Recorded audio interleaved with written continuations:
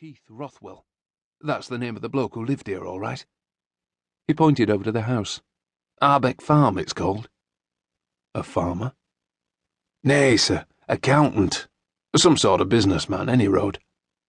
One of the constables found a light switch and turned on the bare bulb, which became a foundation for the brighter light of Darby's video camera. Most regions didn't use video because it was hard to get good enough quality, but Peter Darby was a hardware junkie, forever experimenting. Banks turned his attention back to the scene.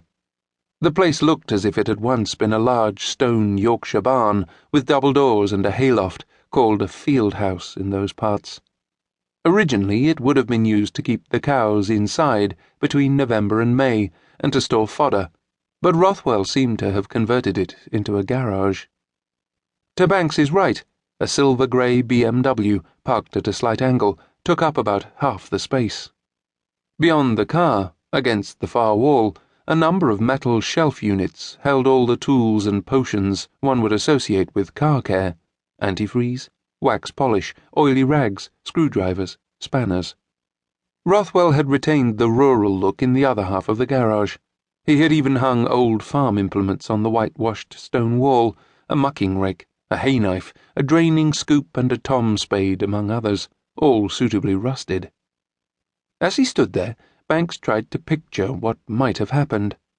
The victim had clearly been kneeling, perhaps praying or pleading for his life. It certainly didn't look as if he had tried to escape. Why had he submitted so easily? Not much choice, probably, Banks thought. You usually don't argue when someone is pointing a shotgun at you. But still, would a man simply kneel there, brace himself, and wait for his executioner to pull the trigger? Banks turned and left the barn. Outside, he met Detective Sergeant Philip Richmond and Detective Constable Susan Gay coming from around the back.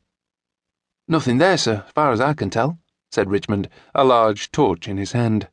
Susan, beside him, looked pale in the glow from the barn entrance. "All right?" Banks asked her. "I'm okay now, sir. I was sick, though."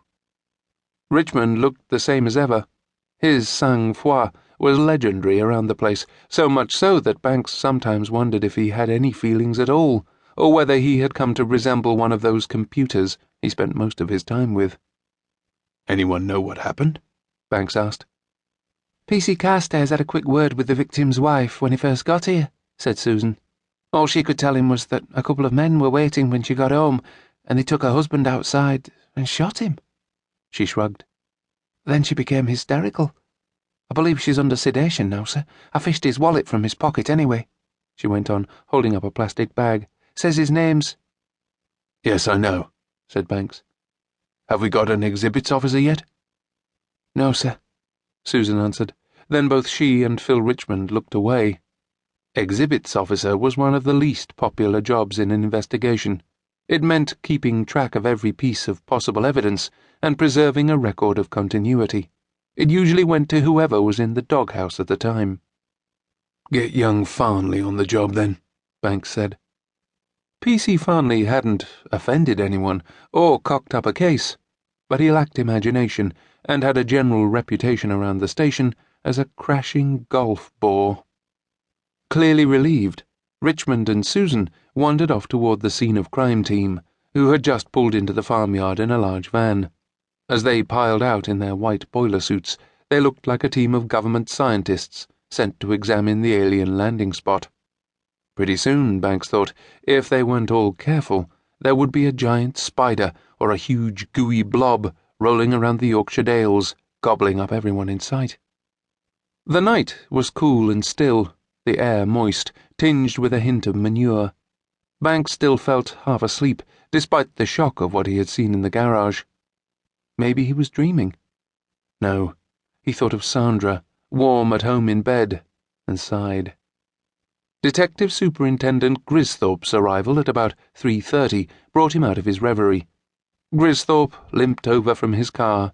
He wore an old donkey jacket over his shirt, and he clearly hadn't bothered to shave or comb his unruly thatch of grey hair. "Bloody hell, Alan," he said by way of greeting. "That looks like Columbo." "There's the pot calling the kettle black."